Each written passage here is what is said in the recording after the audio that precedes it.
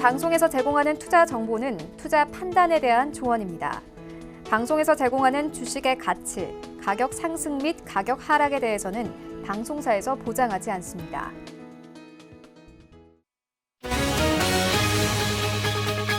간추린 경제 뉴스입니다. 뉴욕 증시에서 주요 지수는 혼조세로 마감됐습니다. 코로나19 사태에 따른 실업 충격이 재차 확인된 가운데 기술주는 강세를 보였습니다. 뉴욕 증권거래소에서 다우존스 지수는 0.91%, S&P 500 지수는 0.7% 하락하며 거래를 마쳤습니다. 다만 나스닥 지수는 0.51% 상승하며 거래를 마쳤습니다. 국제유가는 과잉 공급 우려가 압도하면서 5거래 연속 오름세를 마치고 하락 전환했습니다. 뉴욕 상하거래소에서 6월물 WTI 가격은 배럴당 2.3% 하락한 23.99달러에 마감했습니다. 유럽연합 집회위원회는 코로나19 여파로 올해 EU 경제가 역사적인 규모의 경기 침체를 경험할 것이라고 밝혔습니다. EU는 현지 시간 6일 발표한 2020 봄 경제 전망에서 유로존 국내 총생산이 올해 7.7% 감소할 것으로 전망했습니다.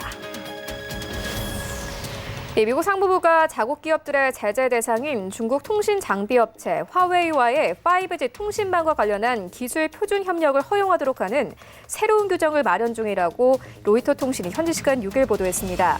트럼프 행정부는 앞서 화웨이를 블랙리스트로 지정해 기업들이 수출 등 거래를 하려면 사전 승인을 얻도록 했습니다.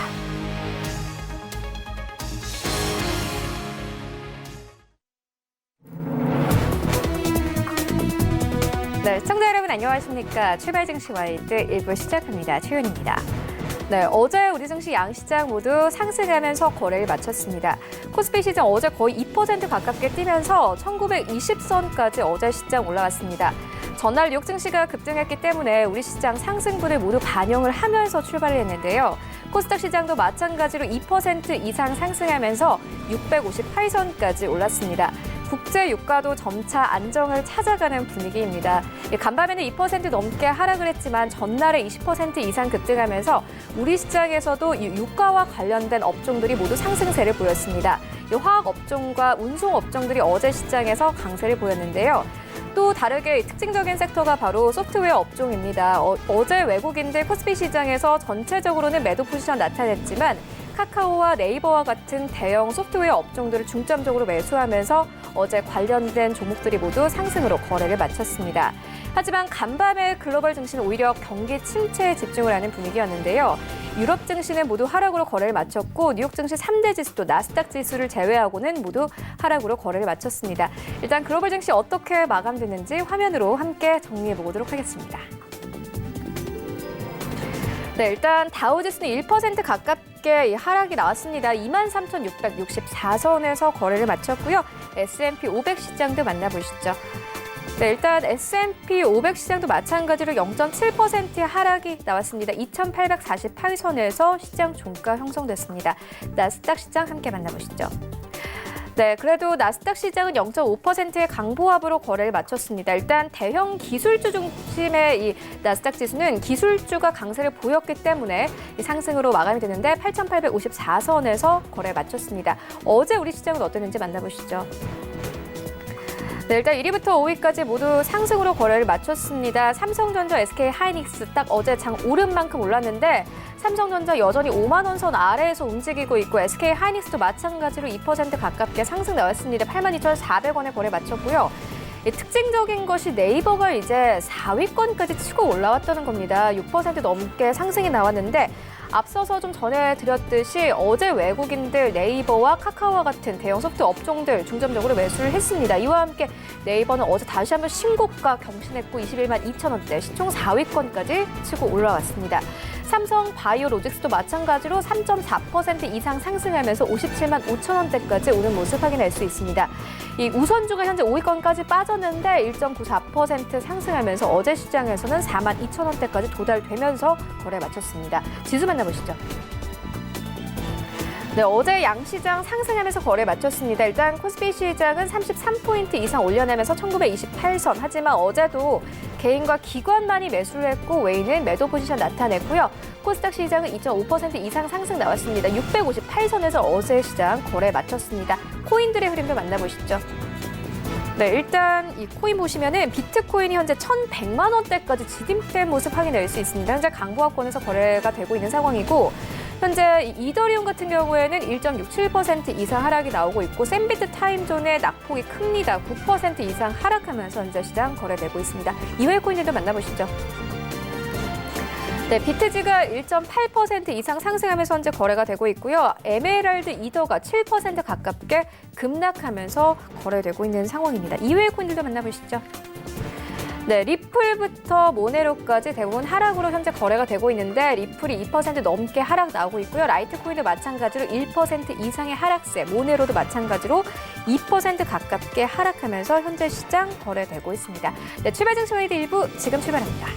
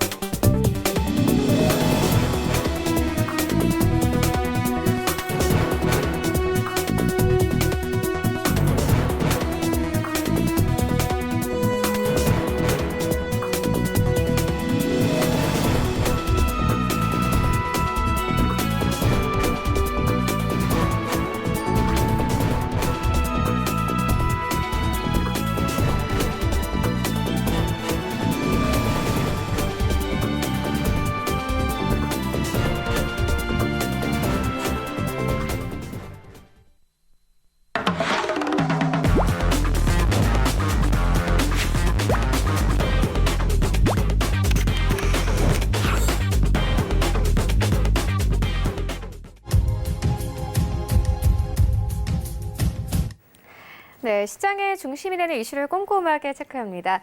예, 현재 글로벌 시시각각 시간 함께하고 계신데요. 헌터스 경제연구소 김진석 소장 모셨습니다. 안녕하십니까? 안녕하세요. 네, 먼저 간밤의 시장 상황부터 짚고 가도록 하겠습니다. 앞서서 좀 자세히 짚고 오긴 했는데 뉴욕 증시 3대 지수가 나스닥 지수를 제외하고는 모두 하락으로 거래를 마쳤습니다. 일단 경기 침체에 대한 우려가 굉장히 컸던 상황이고 이 EU 측에서도 마찬가지로 경기 침체에 대한 우려를 나타냈습니다. 앞으로 대규모의 경기 침체가 올 것이다 이렇게 좀 우려를 나타내기도 했는데요. 일단 간밤의 증시 자체가 유럽 증시도 하락으로 마감이 됐고 뉴욕 증시도 나스닥 지수를 제외하고는 모두 하락에 나왔어요. 어떤 부분을 좀 눈여겨보면 좋을까요? 일단 어저께 오늘 좀 시장에 대한 관점이 좀 바뀌어 있다 이렇게 좀 말씀드려보겠고요. 어제 같은 경우에는 미국의 캘리포니아 그리고 뉴욕주를 중심으로 이제 영업을 재개하겠다 그런 기대 속에서 어저께 미국의 3대 지수가 이제 미국이 다시 한번 경기가 좋아질 수 있다 그런 기대감 속에 상승했습니다만 오늘 같은 경우에는 예상 외 그러니까 트럼프 대통령이 중국을 향해서 소위 우리가 코로나19라는 표현을 쓰고 있지만 이제 이 코로나19가 소위 중국의 우한 시장에서 이것이 불거진 것이 아니라 우한 연구소에서 불거졌다 이런 이슈 속에서 미국과 중국의 티격태격 그 가운데서 미국의 3대 지수 관련돼서 나스닥 지수 이외에는 약세의 모습으로 끝났다 이렇게 말씀드려보겠습니다. 자, 그럼 어제와 오늘에 거쳐서 글로벌 증시의 리뷰를 좀 잠깐 드려보겠는데요.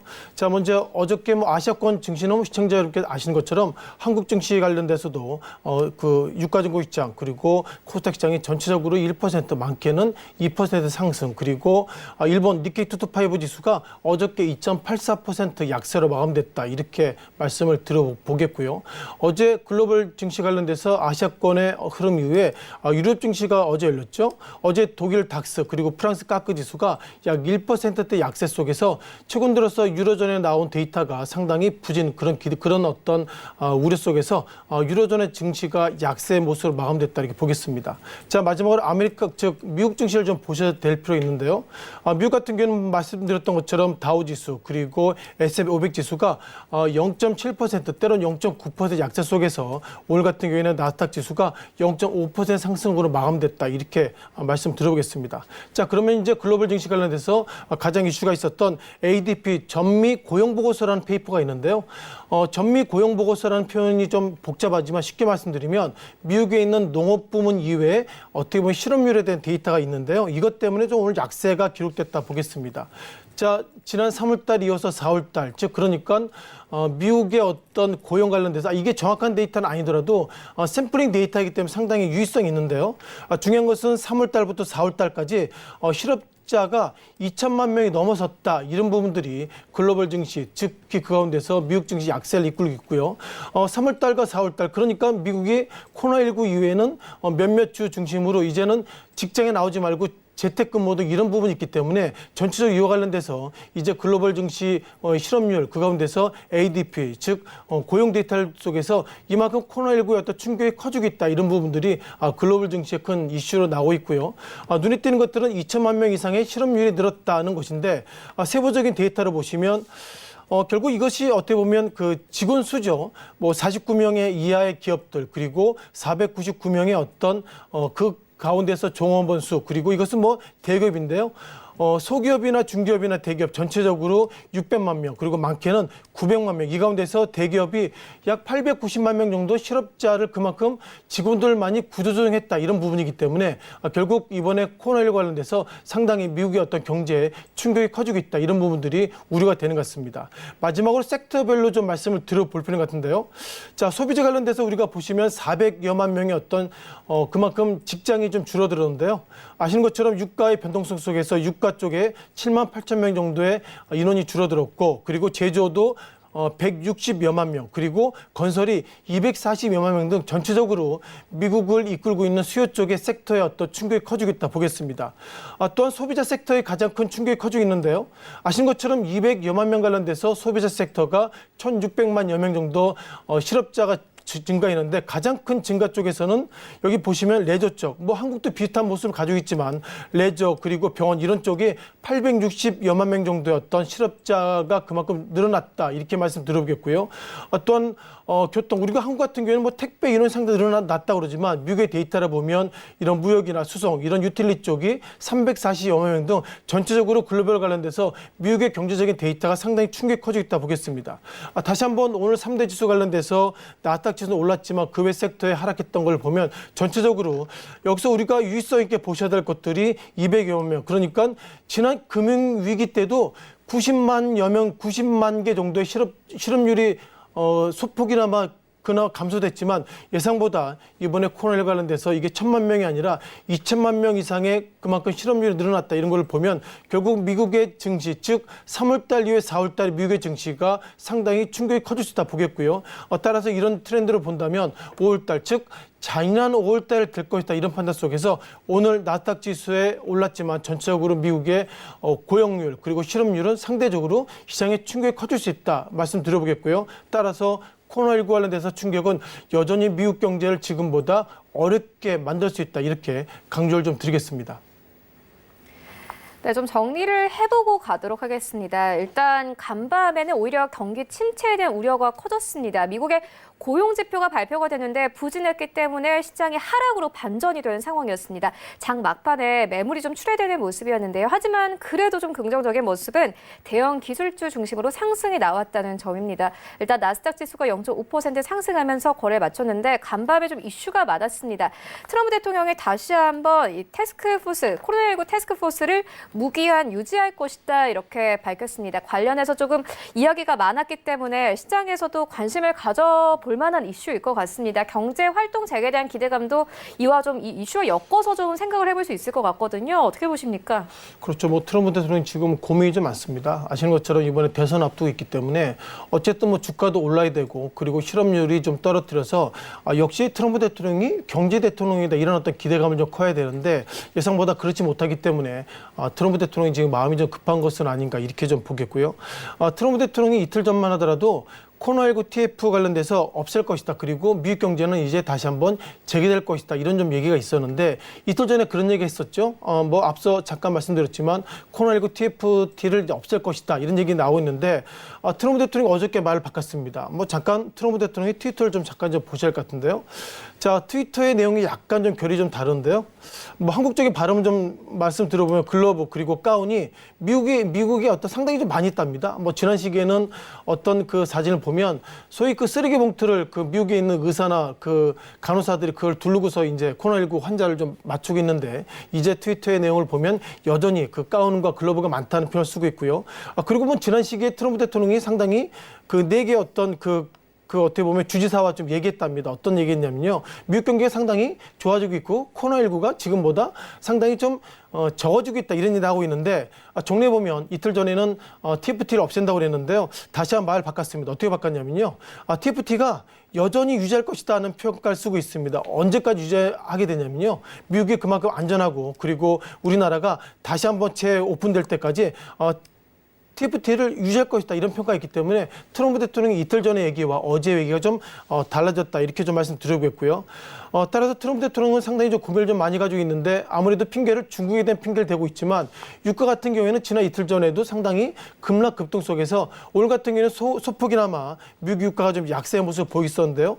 보시는 것처럼 유가에 대한 표현을 좀 쓰셔야 될 것 같습니다. 트럼프 대통령은 그동안 주가 변동의 어떤 그런 이슈 속에서 유가가 상당히 문제가 있다. 따라서 사우디아라비아 그리고 오펙 관련돼서 유가를 저지하게 노력했습니다만 아시는 것처럼 어저께 유가 상당히 좀 급등의 모습 속에서 오늘 같은 경우에는 약 2.32%의 약세의 모습을 보이기 때문에 아무래도 유가가 소폭이나마 약세의 모습을 보이고 있다는 거 보면 강조드렸던 것처럼 ADP 그 전미 고용 보고서의 어떤 실업률이 많아지고 실업률이 많아진다는 것은 그만큼 공장이나 이런 부분들이 적게 돌아간다 이런 어떤 우려 속에서 유가가 좀 약세의 모습 보이고 있다 보겠습니다.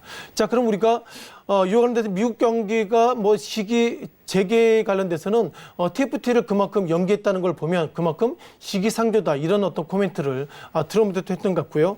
그렇다면 지난 1분기 때 데이터를 좀 보실 것 같습니다. 지난 1분기 미국의 어떤 GDP 데이터를 보면 약 4.8% 그러니까 많은 분들이 2020년 1분기, 2분기 어떤 GDP를 플러스의 모습 보여야 될 것 같은데 미국이 4.8% 그리고 중국도 약 6.8%의 마이너스 또한 독일도 1.9% 그리고 한국은 선방했다는 표현 속에서 이번에 1분기가 속보치가 마이너스 1.4% 등 전체적으로 글로벌의 어떤 GDP가 우리가 1분기 때 GDP를 플러스를 기대해야 되는데 뭐 보시는 것처럼 전체적으로 마이너스 모습 보이고 있다는 걸 보면 전체적으로 미국의 경제 제재가 좋아지기 전에는 그만큼 GDP가 약세 모습이기 때문에 이런 어떤 투자 심리 악화 속에서 미국의 어떤 경제가 지금보다 더 윗방향 가기에는 약간 좀 조심스럽다 이렇게 좀 말씀 드려보겠습니다. 또 한 데이터를 좀 보셔야 할 것 같은데요. 자, 이 데이터 속에서 좀 리뷰가 좀 체크가 돼야 될 것 같습니다. 이 데이터를 좀 보시면 좋겠는데요. 결국 얼마나 미국이 경제가 좋아질 것이다 이런 판단 속에서 역시 우리가 나오고 있던 것들은 미국 존스 홉킨스 데이터를 보시면서 리뷰를 좀 드릴 것 같은데요. 오늘 같은 경우에는 어제와 다르게 오늘 같은 경우에는 확진자 수가 370여만 명이라고 지금 데이터가 올라오고 있고요. 미국은 어제보다 좀 많아졌죠. 확진자가 120여만 명 그리고 사망자가 7만 3천 명인데 몇몇 데이터 정확한 데이터는 아닙니다만 미국의 어떤 정부의 공식적으로는 거부하고 있지만 이번 8월 달까지 사망자 수가 18만 명 정도 될 것이다. 이런 어떤 데이터가 올라오고 있기 때문에 정확한 데이터는 아니더라도 전체적으로 사망자 수가 지금보다 늘어날 수 있다. 이런 부분들이 이슈가 되고 있는 것 같습니다. 그럼 최근 들어서 미국이 상당히 그 트렌드를 보시면 좋을 것 같은데요. 전체적으로 확진자 수 관련돼서 전체적으로 급증하고 있습니다만 이것이 급증인지 아니면 여기서 체감할 것인지 몰라도 전체적으로 방향이 3월달 이후에 우측으로 상당히 좀 가파르게 올라가고 있다. 이런 부분들이 미국의 어떤 경제 관련돼서 상당히 지금보다 한국처럼 생활 방향으로 가기에는 좀 어렵다. 이렇게 말씀드려보겠고요. 자, 데일리 데이터를 보시면 아직까지 좀 판단을 좀 하기 어려운 것 같습니다. 중간중간 어떻게 보면 확진자 수가 급증했던 모습이기 때문에 현재까지 트렌드를 보면 미국을 비롯해서 전체적으로 글로벌 관련돼서 코로나19의 어떤 트렌드가 지금보다 완화되기는 좀 어렵다 이렇게 말씀드리고 있고요. 전체적으로 어떻게 보면 미국이 기본적으로 확진자가 120여만 명 그리고 스페인이 20여만 명 그리고 이탈리아가 21만 명 등 전체적으로 유로존의 확진자 수가 상당히 늘어나고 있다. 이런 부분들이 가장 충격인 것 같고요.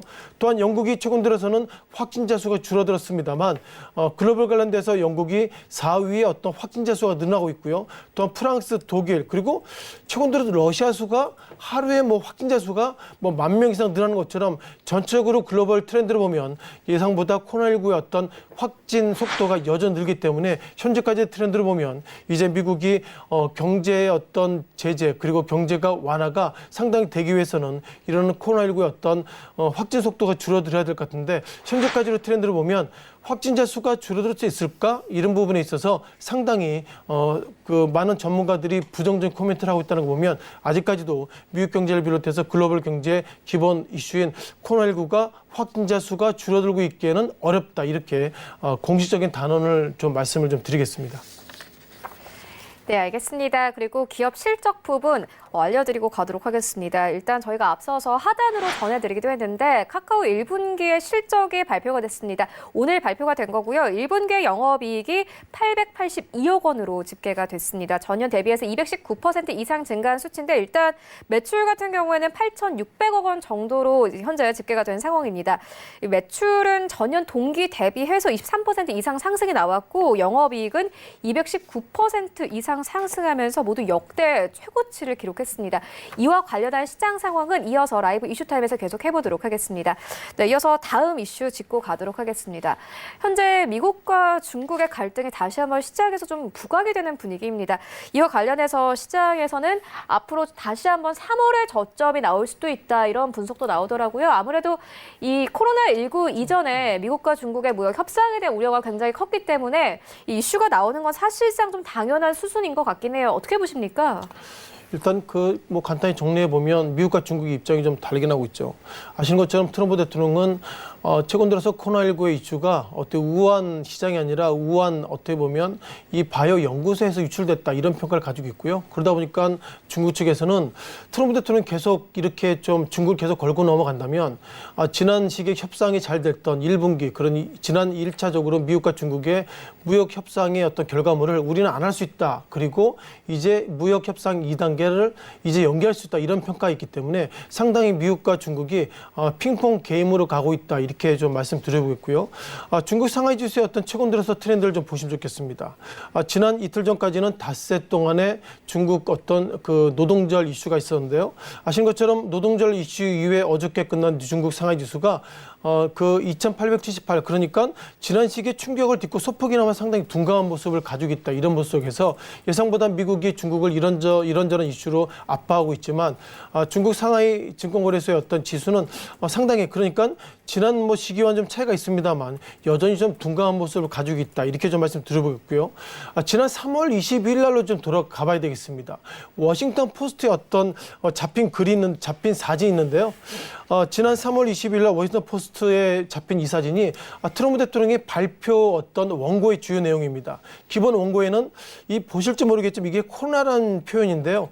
이 원고에는 코로나라고 돼 있습니다만 트럼프 대통령이 이것을 줄을 긋고 차이니스 즉 그러니까 이 코로나라는 표현보다는 이 모든 책임은 중국에 있다 이런 시그널을 지난 3월 22일 날 워싱턴 포스트가 잡은 어떤 맵 어떤 사진을 보면 기본적으로 트럼프 대통령은 코로나19에 대한 모든 책임을 중국에 있다 이런 어떤 표현을 쓰고 있기 때문에 지난 3월 달에 이런 워싱턴 포스트의 데이터를 보면 여전히 트럼프 대통령은 앞으로 미국의 증시와 글로벌의 어떤 경제가 어렵다는 것을 이 모든 것은 중국이 책임이다 이런 부분들이 강하게 좀 시그널을 우리가 의미 있게 좀 해석될 수 있다 보겠습니다. 자, 그러다 보니까 CNN은 그 트럼프 대통령과 비슷한 표현을 좀 쓰고 있는데요. 지금 같은 경우에는 상당히 중국이 모든 것에 대한 책임을 져야 된다. 즉, 대가에 대한 책임을 져야 된다는 얘기 나오고 있고요. 자, 그러다 보니까 중국 측에서는 앞서 잠깐 말씀드렸습니다만 결국 미국이 모든 책임을 중국에 넘긴다면 우리 미중의 어떤 1단계 무역 협상의 결과물을 우리는 이제 안 할 것이다 이런 평가가 있기 때문에 예상보다 이런 부분들이 좀 상당히 좀 핑퐁 게임으로 넘어서고 있다 이렇게 좀 보겠고요.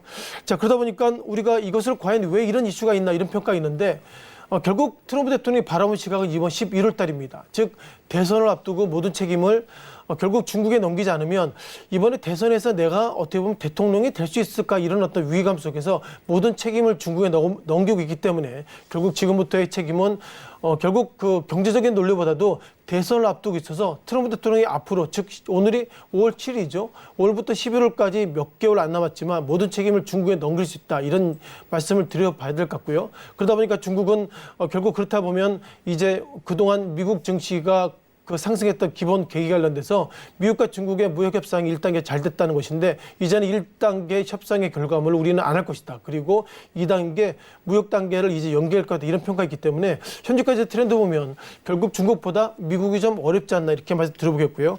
따라서 미국과 중국의 사실상의 신냉전, 그러니까 코로나19 관련돼 가지고 무역 협상이라는 신냉전의 어떤 시즌에 들어섰다. 이렇게 정리를 하겠습니다.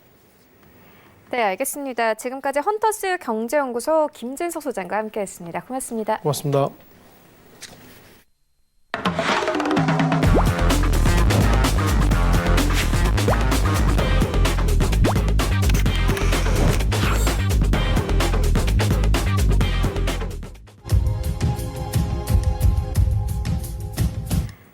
네, 국내 시장 쟁점 함께 분석해 보도록 하겠습니다. 라이브 이슈타임인데요. 펠리즈 투자리서치 김민수 대표 전화 연결되어 있습니다. 안녕하십니까? 네, 안녕하십니까? 네, 어제 가장 핫했던 이슈부터 짚고 가도록 하겠습니다. 어제 삼성전자 이재용 부회장이 대국민 사과문을 발표했습니다. 대표님께서 어떻게 보셨습니까? 네, 앵커님께서 어떻게 보셨습니까? 네, 일단 대표님께 먼저 질문을 드리도록 하겠습니다. 네, 제가 답하겠습니다. 네. 어제 가장 핫한 이슈 중에 하나였었죠. 특히 이재용 삼성전자 부회장이 공교롭게도 뭐 이런 표현을 써서 죄송합니다만 총선이 끝나자마자 어떤 준비를 해서 발표를 했다라는 거에 대해서는 여러 가지 또 의미하는 바가 좀 있지 않을까 싶은데 또 이제 정치적인 부분까지 이어지다 보니까 제가 더 세게 얘기는 못 드릴 것 같고요. 그거 관련돼서 일단 내용만 살펴보게 되면은 특히 지금 경영권 승계와 관련돼서 여러 가지 논란이나 잡음이 좀 많았었는데 이에 따른 일단 사과가 먼저였다고 봐야 될 것 같고요. 게다가 이제 노조 설립 방해로 또 여러 가지 조사를 경찰에서 받고 있는 상황 쪽에서 이제 무노조 경영으로 가지 않겠다라는 뜻을 분명히 했습니다. 그러면 이제 삼성에서도 노조가 생길 수 있는 명분이나 근거가 생긴다고 봐야 될 것 같고요. 또 하나 중요한 게 가장 어제 시장에서 포인트를 많이 맞췄던 게 지금 4대 경영으로는 자녀한테 경영권을 주지 않겠다라고 얘기했습니다. 그러다 보니까 이 부분은 예전부터 얘기가 나왔던 부분이라고 얘기를 하고 있는데요.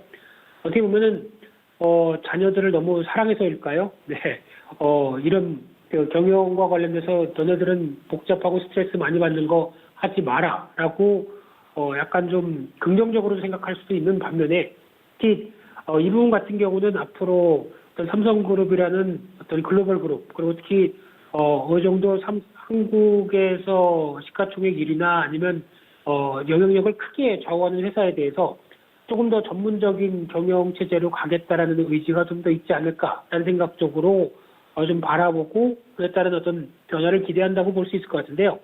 일단 그런 관점 쪽에서 어제 종목들의 흐름을 보게 되면 일단 당연히 지주사격으로 있는 삼성물산이 강세를 보였었고요. 그런 관점 쪽에서 기관들 매수가 집중되면서 삼성물산의 매수세가 집중했다. 특히 삼성물산 같은 경우는 과거에서도 보게 되면 어떤 기관의 매매가 이런 어떤 경영권 관련된 얘기나 어떤 기업 전반적인 흐름들이 나왔을 때 기관 매수와 그에 따른 어떤 단기 시세 이런 쪽이 잘 나왔던 대표적인 종목입니다. 근데 어제 좀 특이한 것 중에 하나가 삼성 엔지니어링이 또 강세를 보였고요.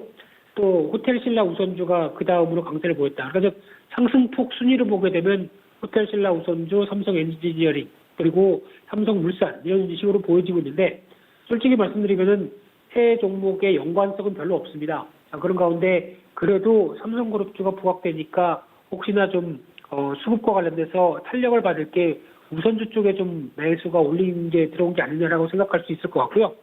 또 하나 그러면 호텔신라 관련된 쪽으로 봤을 때 지금 이부진 사장과의 또 어떤 경영권의 흐름들이 조금 더 부각되는 게 아니냐 뭐 이런 쪽도 같이 영향을 끼치지 않았나 생각되고 있는데 너무 확대 해석한 흐름이라고 생각되고 있고요. 그렇게 봤을 때 일단 지금으로 보게 되면 장기적으로는 이제 삼성그룹의 앞으로의 경영권이나 어떤 변화가 어떤 식으로 이어가느냐 이 부분이 가장 중요한 핵심 포인트라고 생각됩니다. 즉 지금까지는 이건희 회장 그리고 이재용 부회장 이런 식으로 어떤 총수가 영향력이 크게 되면서 기업을 이끄는 그런 패턴으로 진행이 되어 왔는데, 그럼 이제 다음 구도 쪽에서는 이런 현상이 나오지 않는다고 표명을 하게 된 이상 아마 전문 경영인 체제라든가 아니면은 조금 더 기업 구조를 투명하게 만들어서 어떤 경영 자체에 대해서 어떤 분산된 흐름들 쪽으로 나가지 않을까에 대해서 좀 더 무게를 둘 수 있다고 생각이 들고 있습니다. 그렇게 되면은 그에 따른 반응이 아무래도 저희가 그래도 재벌하게 되면은 기업 총수가 있고요. 이게 세습돼서 내려온다라는 관점 쪽으로 봤을 때 약간 어떻게 보면은 기업들을 바라보는 입장 쪽에서 어떤 그 총수의 어떤 리스크, 기업 리스크가 또 될 수도 있는 요인들로도 많이 바라봤는데, 이런 부분들이 사라질 수 있게 된다라고 하게 되면 오히려 좀 더 투명해지고 기업 가치가 올라가고 불확실성이 좀 해소될 수 있는 부분들이 아니냐, 이렇게 반응할 수 있는 상황들이죠. 근데 결론적으로 보게 되면 주가는 이런 부분들을 단기적으로 반영한다고는 생각이 듭니다. 하지만 중기적으로는 기업 가치는 항상 실적이 말해주죠. 근데 지금 같은 경우로 봤었을 때 삼성물산이나 관련된 대표적인 삼성그룹의 종목들의 실적 동향을 보게 되면 일단 코로나19 사태에도 물론 영향을 끼치고 있었겠지만은 어떤 실적에 대한 기조 자체가 어떤 주가를 추세적으로 급등으로 만들기 위한 흐름들을 가져가기는 조금 더 확인할 게 많다. 그러면은 일단 단기적으로 대응할 수밖에 없는 한계와 패턴을 가질 수밖에 없겠죠. 그렇기 때문에 이런 쪽의 변화는 일단 오늘 정도의 시세그면은 좀 다가 아닐까라는 쪽으로 바라보고 있고요. 중장기적으로는 변화 요인들이 있다. 하지만 단기적 시세 정도로만 보고 다음 차후 여러 가지 흐름들을 지켜보자. 이렇게 말씀드리겠습니다. 네, 이어서 자동차 업종 짚고 가도록 하겠습니다. 국산 자동차 업계 글로벌 판매량이 11년 만에 최저치를 기록했습니다. 어떻게 보십니까? 네, 국산차 업계도 고생을 하지만 이 부분은 국내 업체만 뿐만이 아니고요. 특히 해외 글로벌 업체들은 모두 다 해당되는 흐름이라고 봐야 될 것 같습니다. 그래서 단순하게 자동차 이런 흐름이다 보니까 현대차나 기아차 이런 쪽은 안 좋겠구나, 매도 이런 쪽이 아니라 오히려 어떤 다 같이 안 좋은데 오히려 이런 다 같이 안 좋은 상황 쪽에서 기회 요인들을 찾느냐. 그래서 전반적인 판은 위기 속으로 가고 있는데 그 위기 안에서 기회를 찾느냐라는 부분들이 가장 중요하게 바라봐야 될 핵심 논리가 아닐까 생각되고 있고요. 그래서 지금 국산차 업계 국내외 자동차 판매량 30만 대 쪽으로 줄어들었다라고 하게 되면 상당히 많이 위축이 된 거죠. 보통 5, 60만 대 정도까지 월간 판매량도 나왔던 부분들인데 이런 부분들이 상당히 많이 위축이 됐다라는 쪽으로 바라보고 있는데요. 그런 쪽으로 봤을 때 이제 현대차 같은 경우가 눈에 띄는 게 특히 4월 달에 해외 판매가 70%, 그리고 내수 판매는 그나마 조금 좀 선전을 했다고 하더라도 해외 판매가 2003년도 이후에 최저치를 기록해서 한 70% 감소했다는 수치는 상당히 좀 충격적으로 받을 수 있는 상황들이고요. 특히 다 아시는 것처럼 미국이 셔다운되고 유럽까지도 셔다운되면서 게다가 이런 여파가 신흥국들까지도 다 부정적인 모습들로 나온다라고 하게 되면 특히 어떤 인도 같은 경우는 4월 판매량이 제로로 나올 수 있을 정도로 상당히 부진했죠. 그러다 보니까 국산차 업체 중에 가장 크게 위축이 됐다는 관점 쪽에서 눈에 띄는 상황들인데요. 그나마 지금까지 미국 쪽에서 잘 팔리던 대표적으로 팰리세이드와 같은 대형 SUV가 지금 어떤 공장도 가동이 안 되고 소비도 안 되는 쪽으로 나오다 보니까 이런 결과가 나왔다고 봐야 될 것 같고요. 유럽 쪽은 그나마 또 최근까지 잘 팔리던 쪽이 전기차 쪽이었죠. 전기차 시리즈들이 마찬가지로 또 유럽도 위축이 됐다는 관점 쪽에서 어떤 크게 보던 성장 동력으로 바라봤던 두 라인업들이 미국과 유럽에서 좀 정체가 됐다는 부분들 쪽에서 타격을 받는다고 봐야 될 것 같고요. 또는 이제 기아차 같은 경우도 4월 내수는 괜찮았습니다. 내수 같은 경우는 약 한 20% 가까이 성장했다고 보여지고 있는데 대표적으로 신차 효과죠. 소렌토 나온 부분들이 잘 팔렸고 그런 어떤 K5 신차 이런 쪽도 많이 얘기가 나오고 있는 상황들인데 하지만 해외 판매는 55% 가까이 감소해서 전체 판매는 아무래도 해외 판매 비중들이 높다 보니까 41% 감소하는 수치로 나왔던 상황들이고요. 그런 쪽으로 봤었을 때 또 한국 GM이나 르노, 삼성 이쪽도 내수는 괜찮았는데 또 수출은 타격을 받았다. 이런 관점 쪽에서 보게 되면은 상당히 또 어떤 부담감이 있고요. 또 쌍용차 같은 경우도 마찬가지입니다. 지금 내수가 41% 감소, 수출이 67% 감소. 쌍용차는 내수와 해외 수출 모두 다 위기네요. 그런 관점 쪽에서 지금 나오고 있던 뭐 마인드라 그룹과의 어떤 지원이 1차적으로는 또 됐는데 또 추가적으로 생존하기 위한 여러 가지 조건들 얘기가 다 많이 나올 수밖에 없는 부분들이죠. 그래서 결론적으로 보게 되면은 일단 지금 앞서서 잠깐 언급드린 것처럼 현대차나 기아차 같은 국내 업체들만 부진하면서 이런 현상들이 나왔다. 그러면은 당연히 시장에서도 부진하게 바라보고 충격이 좀 심할 쪽으로 바라보고 있는데 일단 결론적으로 보게 되면 전반적인 코로나19 사태 쪽에서 나오는 여파다라는 관점 쪽에서 해석을 할 수 있는 상황들이고요. 그런 쪽으로 봤었을 때 그러면 다 같이 힘들 때 오히려 나는 좀 더 뛰겠습니다. 라는 쪽으로 변화가 나올 수 있는지가 가장 체크해봐야 될 첫 번째 요인입니다. 근데 현대차의 분기 실적 동향을 한번 살펴보게 되면요. 과거 한 5, 6년 동안 계속 하향세를 보이다가 작년 한 하반기부터 분기 실적의 변화에 대한 기대감들이 올라오기 시작했죠. 그러다 보니까 즉 어떤 해외 판매 쪽에서도 어떤 특정한 섹터 쪽에서 시장 점유율을 끌 수 있을 만한 요인들이 발생을 한 가운데 오히려 이런 사태를 맞았다라고 해서 어떤 전반적인 위축은 불러온다고 하더라도 만약에 이런 흐름들이 어느 정도 안정권에 들고 다시 한번 변화 조짐을 가져갔었을 때 그럼 다시 한번 예전과 같은 기대감을 불러일으키겠느냐 이 부분이 가장 큰 핵심이겠죠. 그래서 결론적으로는 어떤 확진자 수와 관련된 부분들 쪽에서 안정을 받고 다시 경제 셧다운이 완화가 되기 시작하면서 어느 정도 정상화로 돌아가는 모습들이 나오기 시작했었을 때는 일단 기대감이 다시 올라갈 수는 있겠지만은 특히 이제 자동차와 같은 내구재 쪽의 흐름들 같은 경우는 소비 심리가 미치는 여파가 가장 끝단이죠. 그러다 보니까 회복세가 이어진다고 하더라도 본격적인 어떤 판매 회복세로 들어오기 위해서는 조금 더 시간은 필요하다라는 관점 쪽으로 바라보고 있는데 그때 다른 자동차들 업체보다는 더 많이 잘 팔고 분위기를 올리느냐 하는 부분들은 현대차 자체에 대한 수치라고 봐야 될 것 같습니다. 그런 쪽에서 일단 지금 현재로서는 기대감은 좀 남아있지만은 또 관련돼서 차별화를 보이면서 다른 자동차 업체보다 좀 더 나은 변화를 가져갈 것이냐 이 부분에 대해서 포인트를 맞춰볼 수 있는 상황이기 때문에 그 한계가 일단은 현재 기준으로 10만 원 같습니다. 그래서 10만 원대 이상에서에 대한 변화들과 함께 실적에 대한 다른 자동차 업체들과의 차별화 가능성들 이 부분은 성적표가 하반기에도 나오겠죠. 그러다 보니까 일단 지금 주가 자체는 한 10만 원대에서 멀어지게 되면 다시 반등하려고 할 거고 그런 어떤 일정한 궤적은 그리되 그 이상에서 강한 탄력을 받기에는 조금 더 실적 흐름들을 확인해 보자 이렇게 정리해서 말씀드리겠습니다.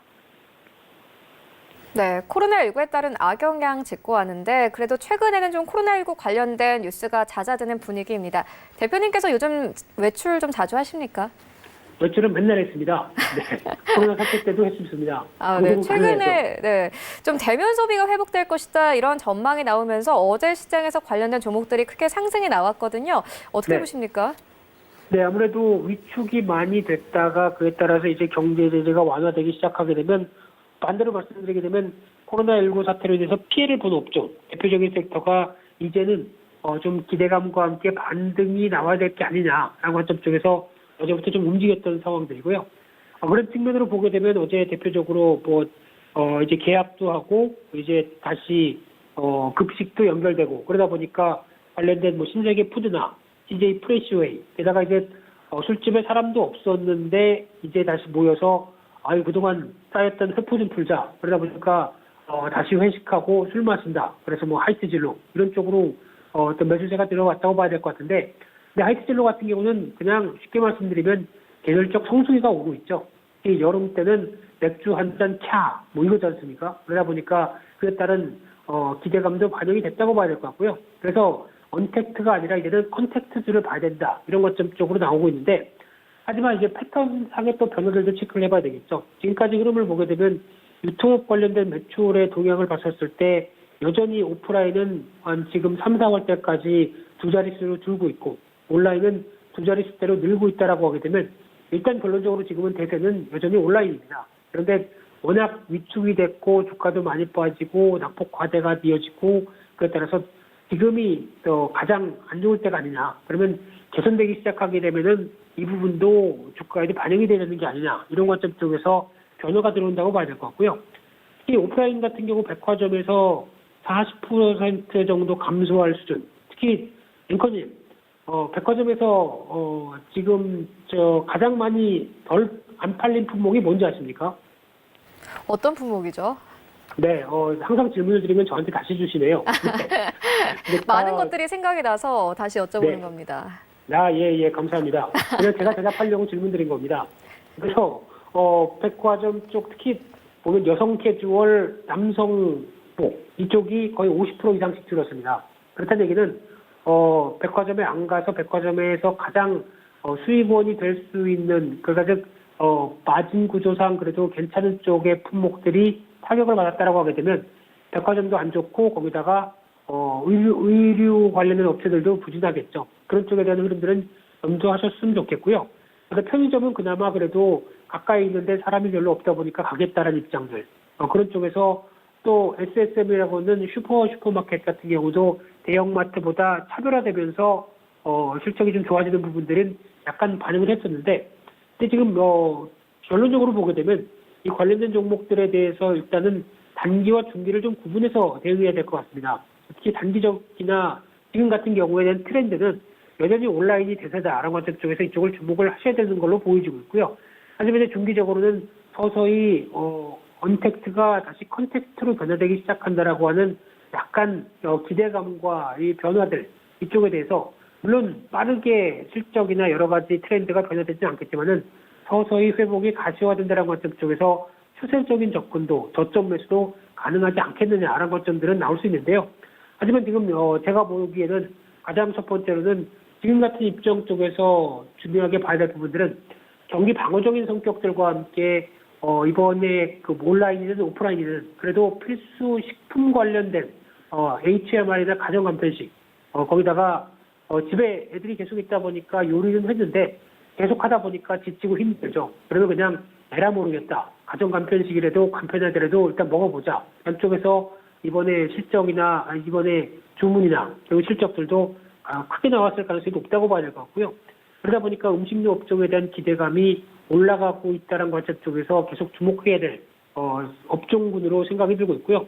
또는 지금 최근에 뭐 샘표 같은 종목이나 신송홀데이스 이런 종목들이 움직이는 게 물론 미중 간의 무역 협상 관련해서 다시 격화될 것이다라는 관점도 있겠지만은 제가 보기엔 그 근간에는 집밥을 계속하다 보면은 당연히 간장 많이 쓰죠. 조미료도 많이 씁니다. 그러다 보니까 그에 따른 어떤 실적에 관련된 기반도 같이 깔리면서 움직인다는 쪽도 눈여겨 보셔야 될 것 같고요. 또 하나 그 유통주 쪽에서 그래도 여러 가지 흐름들 찾다 보니까 현대백화점이 그나마 관심이 있습니다. 이 회사 같은 경우는 백화점 매출이 뭐 70% 이상 된다고 하더라도 특히 이제 면세점 관련된 쪽에 대한 모멘텀, 특히 이번에 인천공항의 면세점에서 어떤 신라나 아니면은 롯데 쪽이 어떤 그 입찰 과정에서 이제 안 한다라는 관점 쪽으로 나오다 보니까 면세점이 정상화되기 시작하게 되면 현대백화점에 대해서 모멘텀이 나올 가능성이 높고요. 실적 대비해서 그렇게 하향은 되고 있지만은 절대적인 실적 대비 그렇게 비싸지 않다는 관점 쪽에서 가장 눈에 띄는 종목이 아닌가 그렇게 보여지고 있습니다.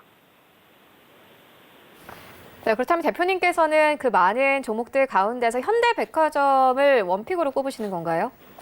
네, 유통주 관련된 쪽에서 종목을 찾으라고 하게 되면은 물론 이제 언택트 관련돼서 종목들도 여러 가지가 있겠지만은 일단 대표적인 전자결제 관련돼서 NHN 한국사회결제 같은 경우도 많이 올랐다라는 관점이고요.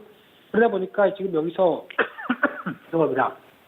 접근하기보다는 일단은 상대적으로 좀 덜 오른 종목 쪽에서 포인트를 맞추는 게 좋지 않을까 그렇게 말씀드리고 싶습니다. 네, 알겠습니다. 지금까지 펠리즈 투자인리서치 김민수 대표와 함께했습니다. 고맙습니다. 네, 감사합니다. 네, 1부는 여기서 모두 마치도록 하겠고요. 잠시 후 2부에서는 전문가들과 함께하는 종호 라이브쇼 라이브 매매타임이 이어집니다. 여기에 더해서 오늘 장에서 이슈몰이라고 있는 특징주까지 꼼꼼하게 살펴봐 드리겠습니다. 채널 고정해 주시고요. 저희는 잠시 후 2부로 다시 찾아오도록 하겠습니다.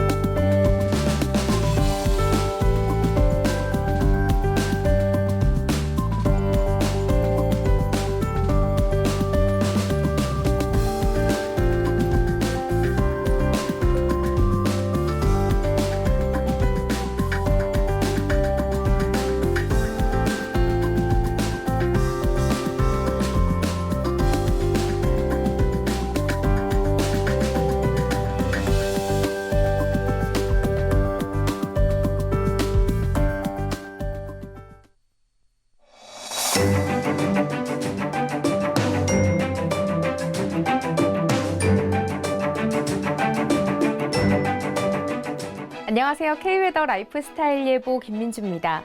오늘도 초여름처럼 덥겠습니다. 서울 27도, 대전과 광주 26도가 예상되는데요. 반면 동풍의 영향을 받는 동쪽 지역은 비교적 선선하겠습니다.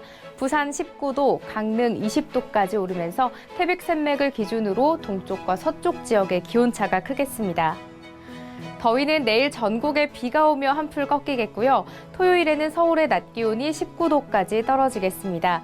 오늘 전국의 미세먼지 농도 좋음에서 보통 수준으로 깨끗한데요. 중북부 지역으로는 대기가 건조하겠습니다. 다만 내일 비가 오면서 건조특보는 해제될 가능성이 높겠습니다. 오늘은 동해상에 위치한 고기압의 영향을 받다가 차차 그 가장자리에 들며 구름이 많겠습니다. 다음은 자세한 지역별 날씨입니다. 오늘 중부지방 구름 많은 가운데 낮 기온이 높게 오르겠습니다. 대부분 지역이 초여름 기준인 25도를 웃돌겠습니다. 동해안 지역도 구름이 많이 지나겠고요. 낮 기온은 속초와 강릉 20도, 울진 18도로 비교적 선선하겠습니다. 남부지방도 낮 동안 덥겠습니다. 광주와 전주 26도가 예상되고요. 대구는 22도, 제주는 21도 보이겠습니다. 바다의 물결은 전해상에서 높게 일겠고요. 주말까지 서해안과 남해안은 천문조에 의해 바닷물의 높이가 높은 기간입니다. 만조시 저지대 침수 피해 없도록 유의하셔야겠습니다. 어버이날인 내일 오후 서해안부터 비가 시작돼서 전국으로 확대되겠고요. 남부지방은 토요일까지, 중부지방은 일요일까지 비가 길게 내리겠습니다. 날씨였습니다.